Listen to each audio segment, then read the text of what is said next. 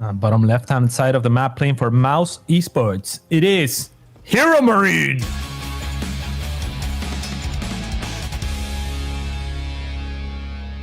Large Gabriel. He's very powerful. Extremely powerful. As powerful as he is large, some would say. Really? What? That's I don't know. I don't know if that's too big of a statement, Ravi. Can it be too big of a statement? I'm not sure. I like that Stats is actually respecting the potential of, you were talking about HeRoMaRinE starting to mix in more cheese and everything, and we actually see Stats going for a little bit of a scout around the map, confirming that there's no crazy proxies or weirdness coming out already just with that probe scouting. Yeah, but at the same time, HeRoMaRinE is not really known for his cheese or to pull it off in uncomfortable situations. So I feel like in a certain sense that makes me feel better for Big Gabe than it does make me feel for Stats, because it seems like Stats maybe didn't or doesn't know that, right? I don't know. I don't know that Showtime would be scouting for big game proxies, Yeah. No, I think that's actually a good point. So far, we are going to see Probe be able to make it over here in time to do that little body blocking of the command center for a little bit. 85 extra minerals. It's minor little victories here and there, but this is definitely one of the maps, Oxide, where you can get that nice high ground wall off and everything. Help deal with Hellion. Oh no. Manor Mule. I mean, that's a little early for a Manor Mule, I would say, Ravi. I mean, I'm not saying that this is something I would absolutely enjoy during a HeRoMaRinE stream, but yeah, I mean, he's smiling about it. He's not having he's not being too hard on himself, I think, which is a good thing, right? Like he's just having fun. He's gonna have to refocus. He's gonna have to get his head back in the game, because right now he's thinking, oh my God, everyone just saw that mule. I better smile for the camera. But right now he needs to put his game face on. It's good that he's not taking it too harshly, though. Yeah, I'm definitely hoping that he ends up being able to not worry too much about that for sure. So far, that Reaper is going to be able to just encounter the shield battery, which is there kind of as like the early safety precaution. And I don't think any probes have actually gone down just yet, but where are the units on the other side of the map? The Adept making its way forward. It's able to actually harass that bunker a little bit, or the SCV's building the bunker. He's going to be able to maybe get that SCV build the command center. No, he doesn't go for it. Oh no, he's going to get inside too. Oh, Big Gabe is, this is a little bit too rough. This is Stats that he's going up against. You can't really let Adepts get inside your main like this. And now, I mean, given the start, he can't be feeling too good, Ravi. I wouldn't be too sad if he, if he throws in the towel a little early. Everything has been going so wrong for him so far. Cats, this does not bode well for the rest of this series right now. Oh no.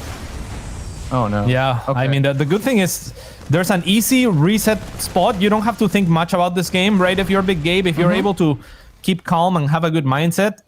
And I'm not saying that this game is lost, but kind of saying that maybe it's gonna be very, very difficult to come back against one of the best Protosses in the world. But like it's an easy game to be like, yeah, well, just I'm not gonna drop my first meal on the other side, and hopefully things don't snowball into oblivion. To put this into perspective, it's like, the way I would put it is, it's not like running a 26 mile or whatever marathon and you trip and fall. It's like running the 500-meter dash and you trip and fall at the beginning. Like, okay, look, you're not technically out of it just yet, but it's not a good sign. It's not a good start. Yeah, I think that's a very good way to put it. Because I mean, your opponent could also trip. There's these running tracks are not always. Sometimes there's rocks in them. But yeah, I mean, this Hellion's gonna get taken down. Nothing really working in Big Gabe's favor so far.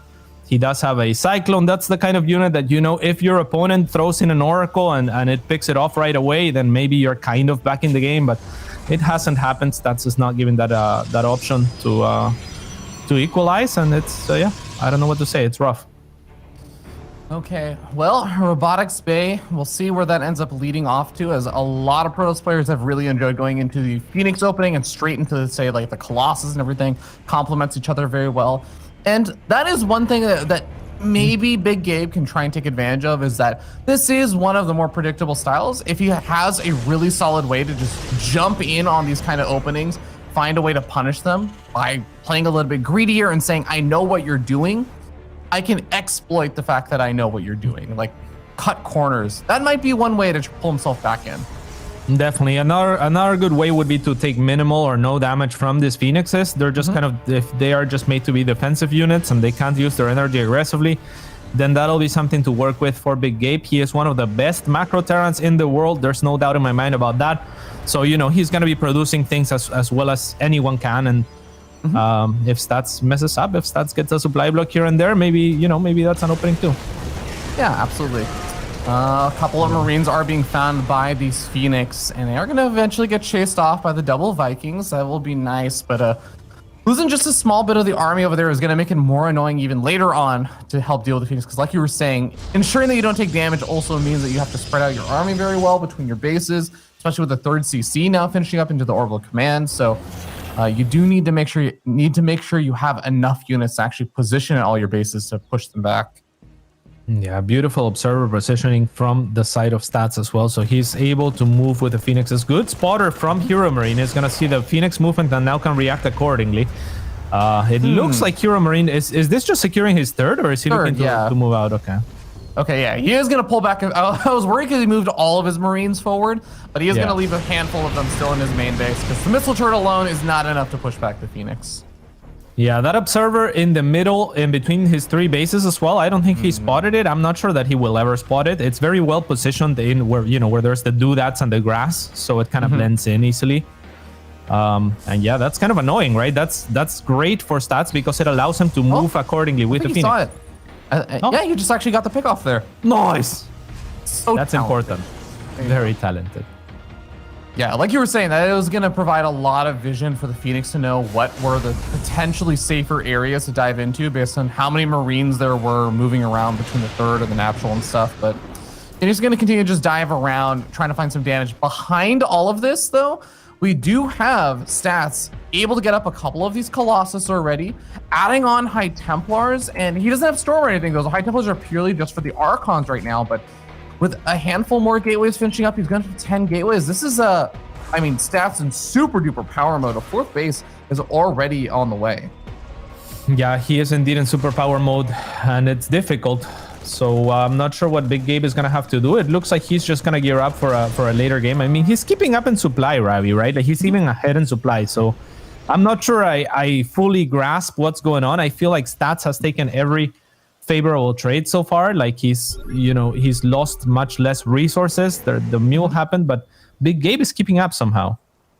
Yeah, I don't think that Big Gabe is like super duper far behind. I do think that Stats is trying to turn all of his the smaller early game advantages into just being able to play very, very quick and greedy with his tech. And now, as the 10 gateways have finished up, he's going to get a big warp in, and this is where his supply is going to start spiking up a little bit more. He's got very, very scary army units.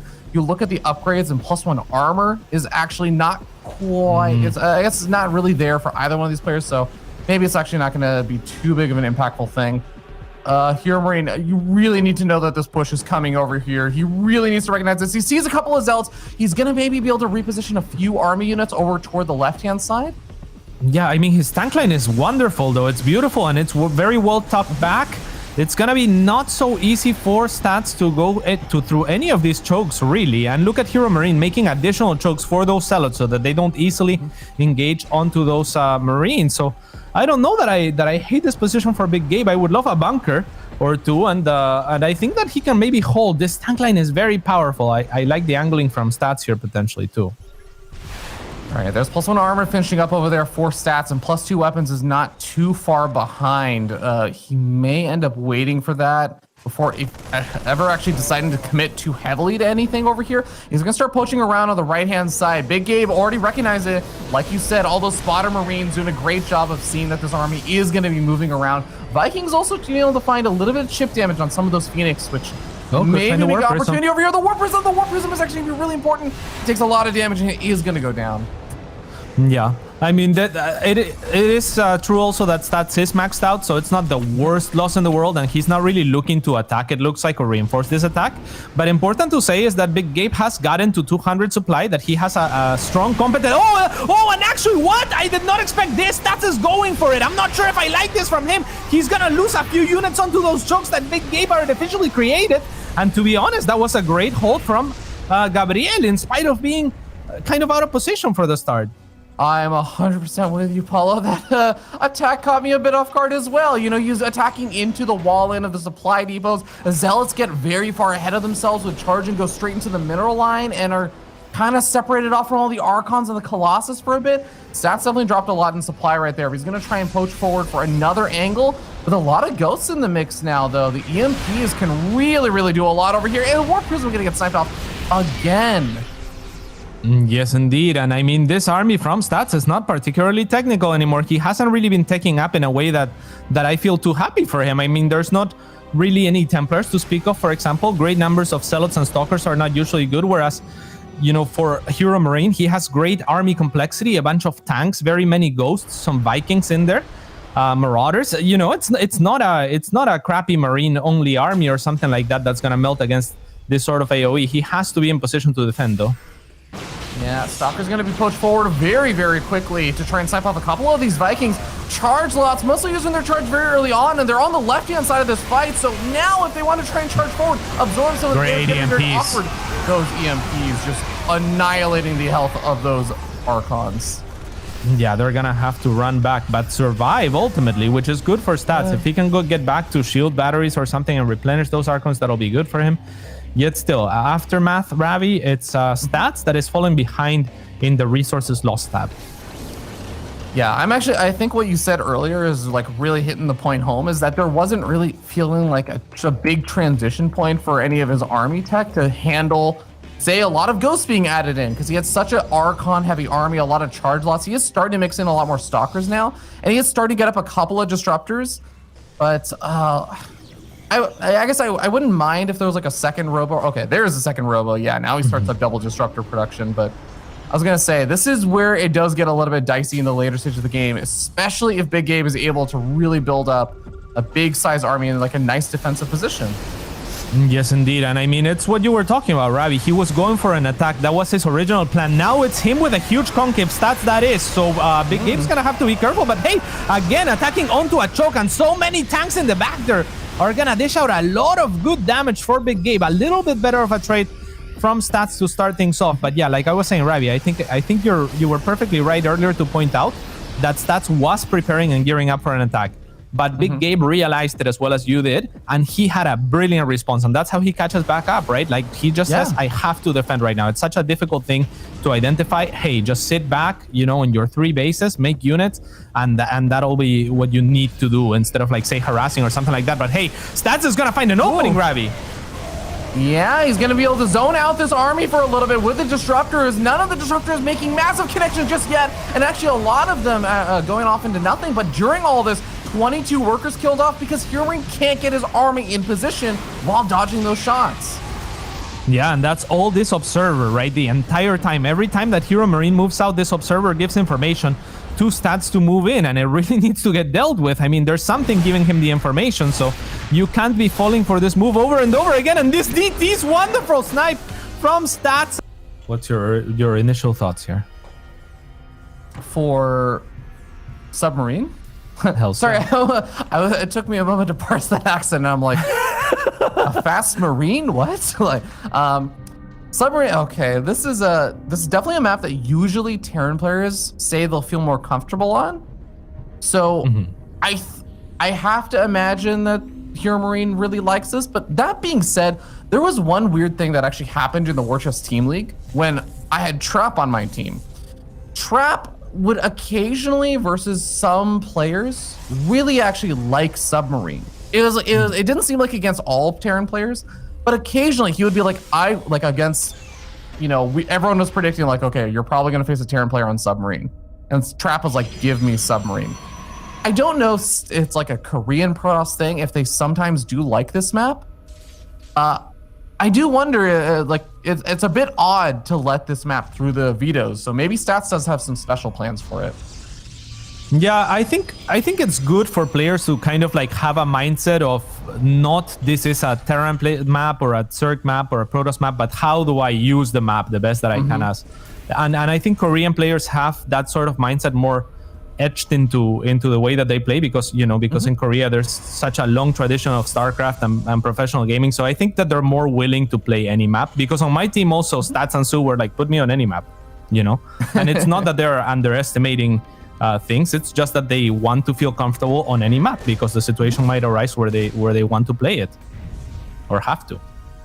Yeah, it absolutely makes sense. Having that kind of mindset, you are at least prepared for the possibility. And, you know, the more you're prepared for, the less you're giving your opponent options to just hard shut you down with a situation you just are not familiar with. Now, Reaper is doing its usual harassment over here. We actually have a little bit of oversaturation in that gas geyser, so stats maybe a bit more focus on the Adept harass as he never corrected his probe rally. All right, he's going to get it done now. Yeah, the 2 Marines are going to respond quickly from the side of Big Gabe. The 1 is going to fall, actually.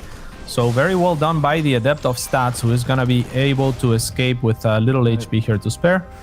But yeah, I think that one thing to look out for on Submarine is that obviously it's the shortest rush distance map. It's relatively, you know, close to expand towards your opponent map in the later game. It's also small. It's not just really short. So yeah, we'll see how players use that. It looks like Stats is he's gonna say blink. Yeah, I don't hate Blink for this kind of map, especially since, like you were saying, it's very small. It's very quick for things like even drops and stuff to get across the map. So being able to react quickly is also pretty important. But Adepts finding just so much damage. One Adept finally does go down. He's gonna get one more Marine before this Adept falls, I think. Yeah, this is I mean, think about what HeRoMaRinE would normally like to do, right? He's getting up the Widow Mines, he's getting up the medevac. It's going to be like 3, maybe 5 Marines left back at home while he goes for a medevac drop of the Widow Mines. This is kind of an awkward start now, it feels like. Yeah, we'll see what happens. It's all going to come down to that and the reaction times from Stats, or if Big Gabe is able to create some diversions. Another thing that I do like for the blink is the map topology at the natural. You can blink into so many areas, right? You can blink into the main from the low ground of the 3rd, or into the natural from the low ground of the 4th. So that could also work in favor of Stats, but let's see what this meta. Oh, is it not gonna get spotted by anyone? Oh, they both barely missed it. They both barely missed it. Just a little too far forward. Oh, how is that possible? They both barely missed it, I think, Krabby. Yeah, there's nothing in position. That is actually so important. That's like the calculated risk, right? Where you're like, okay, I'll position my stalkers. I have to have an opening somewhere because I just don't have enough units. This is where I'll have the opening. Surely the luck won't fail me here. But, you know, still a pretty good reaction. He's going to be able to actually potentially get the wow. Oh, my God. Yeah, and that's just a little edge from players like Stats, right? Like perfectly microing those stalkers. You needed every single shot of those to get the medevac. You couldn't miss even one stalker at the end there, so very well done. And yeah, not a very good start for Big Gabe, who only gets 2 probes for his troubles. Okay, well, stalkers now have the opportunity to move across the map, having dealt with the harassment. If that Widow Mine drop was still alive, just sitting in the dead airspace, maybe there's an opportunity to keep the stalkers at home a bit longer, but now we end up seeing them over here poking forward, and that observer, really, really important to keep alive. Yeah, reveals the blink to try to snipe a Marauder, but the minerals and the gas get in the way. This is gonna allow Big Gabe, however, to reposition his tank and kind of be fine against the blink attack. Stalker getting a little low there, but not dying. Yeah, I mean, I love the way that Sass is playing this out. He's just finding a bit of free damage over here. He's adding on all of his giveaways back at home. He's kind of getting into his good old groove as he adds on charge as well. Because remember, he's only on 2 gateways this entire time, right? This is where the big flood comes in, because you say, I'm on 3 bases, I should probably catch up on, you know, my production. But he's doing a great job of just finding little pickoffs here and there. Do you think Big Gabe is gonna be pulling SCVs here or something of the sorts? He doesn't have a 3rd CC. He has a lot of production for 2 base, and he's gonna scout if he hasn't already. Stats being very greedy with this 3rd. I think when he scouts this 3rd fully saturated, it's gonna be difficult for Big Gabe to make a different decision than just pull everything and go for it. And I think this might be his one of his better shots. Yeah, I mean, Submarine is also a pretty good map for it, Paulo, because again, it's a small map, so your units get across the map, including even your SCV pull gets across the map very, very quickly. It doesn't give your opponent not doing it, though. a ton of time to react. But yeah, no SCVs or anything been pulled just yet. He is at least rallying units across the map, so he is getting a bit more committed to this. He's gonna get caught by some of the stalkers over here, but there's just not that large of an army yet for Stats. Even with charge finish up and all the gateways finishing, the army here for HeRoMaRinE gets in position first. Yeah, and I think this might be enough for HeRoMaRinE to push on through. There's not really a shield battery here either, which would be very, very important for stats. Not all the units firing, 2 medevacs still remaining, the tank gets saved. And Ravi, I gotta say, I mean, I would have loved to see some additional SCVs. The mine's not really doing too much because there's not that many Zealots, unfortunately, for HeRoMaRinE. Paulo, I just have to say, the Blink Stalker micro there from stats was actually insane. I actually think there are a lot of Protoss players HeRoMaRinE was gonna break there.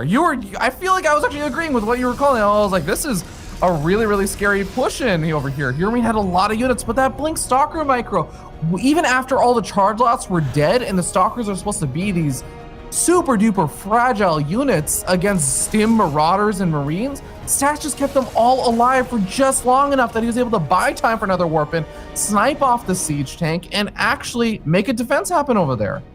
Yeah, indeed. I mean, like I was saying during the fight, though, HeRoMaRinE wasn't really attacking with like 4 or 5 units for like half of the fight, which might seem pretty small, but it's actually huge, right, in terms of damage output. So I think that could have also turned the tides. I think that SCVs being pulled could have turned the tides, but I think HeRoMaRinE is just confident that he can do it in the later game, right? He wants this little, he wants this little push to try and trade, and maybe that was enough for him. A little bit of a poke here from stats. Yeah, just finding kind of the damage over here. I find a couple SCVs. Medevacs keep a lot of them alive, but actually gonna end up losing 4 or so, but draws a lot of the army out of position at the same time. Looks like he doesn't want to commit in over there. He's like, wait a second, actually, the rest of the Bioforce should be somewhere around here. Decides to back off. All right, so, I mean, there's Storm on the way for stats. This is a very choky map. That's another one of its features. So High Templars out on the map will be very strong against any sort of army that is, you know, just going through. Look at those very narrow positions, right? A Storm there, imagine it, right? Poof. Yeah, the Storm will be pretty brutal if he is able to find the nice opportunities for it, but let's see. I see an Archon around right now. I see 4 High Templars out. What a cool push. As part of the army just yet, and he's getting pushed back really, really quickly. I love this push by Big Gabe. I mean, it's such a strange one, but the Widow Mines are there for the Zealots. They're pushing on 4th, whereas the tanks and the Liberators are kind of the sieging anchors. So very cool strategy from Big Gabe. A lot of the bio has already gone down in the front. However, good Storm in the back is going to catch a lot of the remaining bio, and it looks like stats might just have enough. The reinforcements for Big Gabe are arriving. However, the Widow Mine is trying to get planted. Will it be enough? It's looking very, very close. Oh, great Widow Mine shot! That might just turn the tides, Ravi. It gets really, really close, and we end up seeing Stats has to back off. He has another big warp in back on his natural over here. The Robo is actually going to be under fire. The Stalkers just alone cannot deal with Stim Bio like this. Robo gets depowered and then is going to get picked off. Looks like some Zealots are doing some counter harassment. Stats trying to keep himself alive in this game, having to pull some probes off the mineral line. But those probes, the best that they might do is actually do some friendly fire with the Widow Mines.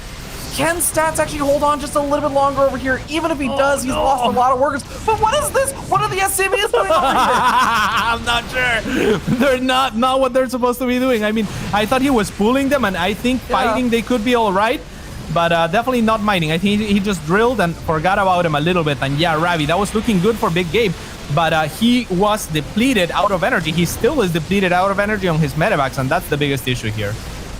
I think Stats is he's still gonna have to tap out. And if you don't know HeRoMaRinE as well, then he's gonna come out swinging with one of the best macro Terran play that you'll ever see out of anyone. So, you know, that's gonna be difficult for anyone. But if you metagame that, if you say, well, this guy is gonna macro, right? This guy is not gonna proxy, then you can cut certain corners that Stats is probably not thinking to cut. Absolutely.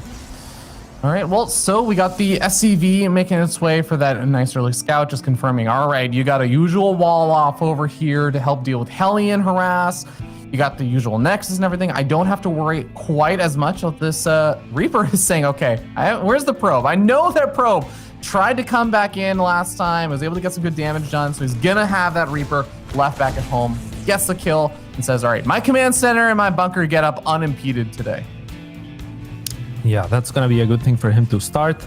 The Adept and the Reaper are going to meet in the middle of the map, and the Reaper is going to have to run away, but there is going to be a bunker finishing. The SCVs will be tucked inside the main, and things should be perfectly fine here for HeRoMaRinE. Yeah, not going to be dealing with the annoying harassment from some previous games that we've seen. Although the Adept will, of course, still try to find some information. It'll poke up the ramp, see, okay, are you building like a reactor or anything over there? And we do see a pretty quick Twilight Council being added on back at home for stats, which I have to imagine is usually just going to be for the good old Blink play. Yeah, it seems like that's his comfort zone. I mean, Stats is very much like Gabe, a very strong macro defensive player. So this is kind of a really cool matchup to see in that sense, because we see that clash of styles where they kind of can lock horns for a while. Obviously, Submarine, not really that map, but we'll see. I think this, especially for the last game of the series, I think we can expect both players will be gravitating towards their comfort zone. Excellent micro over there from Stats, able to pick off a Marine, soften up the Hellion, and still get out of there alive with both of those Adepts thanks to some nice micro. HeRoMaRinE keeping that Reaper alive himself for a little bit, but is going to be running straight into the Adepts, and oh no, there's the kill. Yeah, he doubled back into his death. Sadly, that Reaper trying to react.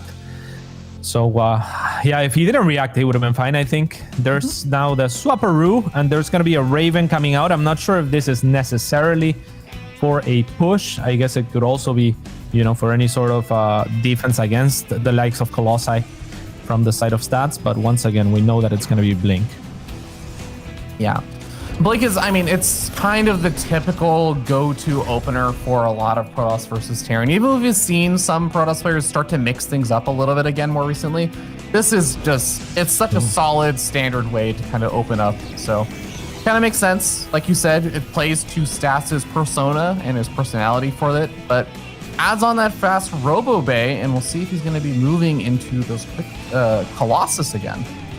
Yeah, it looks like that's going to be the case, and then I feel a lot better about the Raven. I'm not sure that there is really staying on Blink for too long. We've seen it from time to time, but most players will look for that transition that you were talking about. It's likely to be Colossus, and like I said, you know, utility out of the Raven is probably good news for Big Gabe. Yeah, nice scout there from Big Gabe with a Hellion, by the way, because you see the Robo Bay at that time, and you're like, okay, I know that it's probably not like 4 gateways or something. If you remember the series versus Nice, where Nice you add on more gateways, you're being more aggressive with the Blink Stalkers. It kind of gets to eliminate some of the potential really aggressive attacks that could be potentially be coming out that HeRoMaRinE would have to respect a bit more, with more than just, you know, handful of Marines and Marauders in the main base. Like, you got to really make sure you're locked down against Blink Stalker routes. Now he doesn't have to worry about that stuff. He can actually have just a more normal defense. Yes, indeed. Stat spots the Raven, so he relocates his observer still to give him information, but I don't think he hasn't sieged it this time, right? Which I kind of like because it keeps it versatile, but he's in a position where he might be out of the path of the Raven regardless. So let's see what he's gonna do with this space. The observer now sieging in that very good position. And yeah, I don't know, Ravi, how are you feeling here?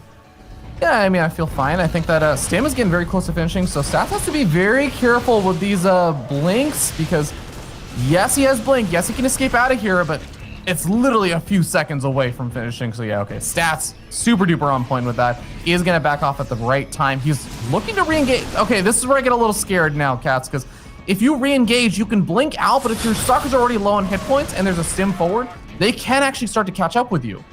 Yeah, and there is a small stim forward. Luckily for Stats, there is no concussive shells on those Marauders, so the stalkers are going to be able to get out for the time being. And this is going to buy space for Big Gabe to drop his third command center on location as well. He will get a scan off onto those Colossi. He can disable them, and he's going to jump on them. The shield battery nearly just finished, but not fast enough, and Big Gabe is going to go inside. He says, I don't need to fight your army. Good blink to avoid the first mine shot, but the second one hits good, Ravi. Yeah, we end up seeing this Bioforce going all the way over into the main base. He's sniping off one of the Robo. Oh, no, that's terrible.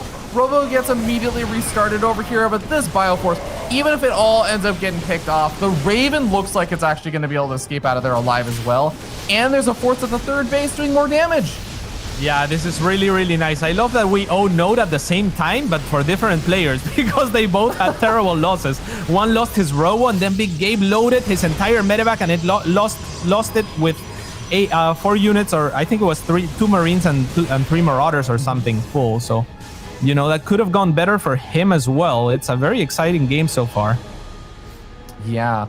I really actually like all the harassment that HeRoMaRinE just put on, though, because yes, a lot of the army stays alive over here for stats, and maybe that's the kind of power tool he'll have, but even just being able to put on more harassment and kill off a couple of probes over the third base, delaying additional robotech for such a long time, I think that, like you said, you kind of pointed out before, that gives HeRoMaRinE the safety as he establishes his third back at home. He kind of gets to get into his groove now.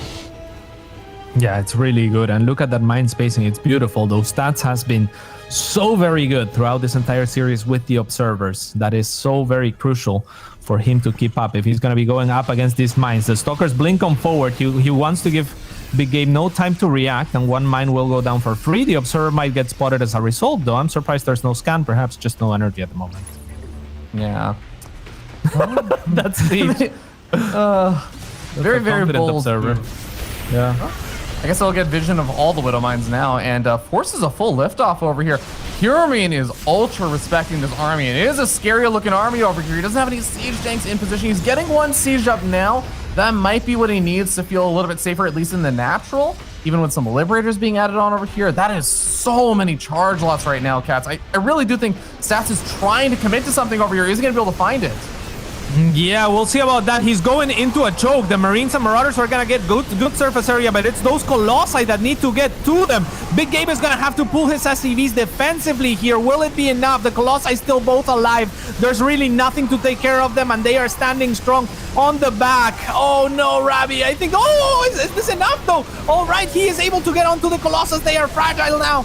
Rabi, who's winning? I'm not sure.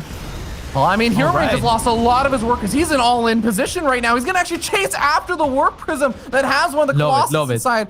Remember, there's only 2 Colossus left on the map right now, Cats, and there's 2 Stalkers. That's the army right now, Stats. It's 2 Colossus, 2 Stalkers, and an Adept.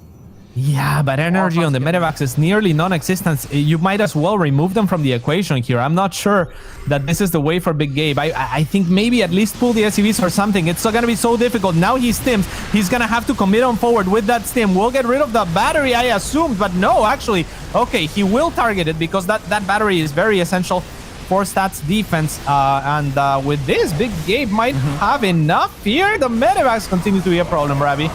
Yeah, medevacs are definitely healing up this army, but I think a Big Game supply is dropping pretty rapidly over here. Remember, Stats gets so many more reinforcements every single second that goes by, and with this army now defending,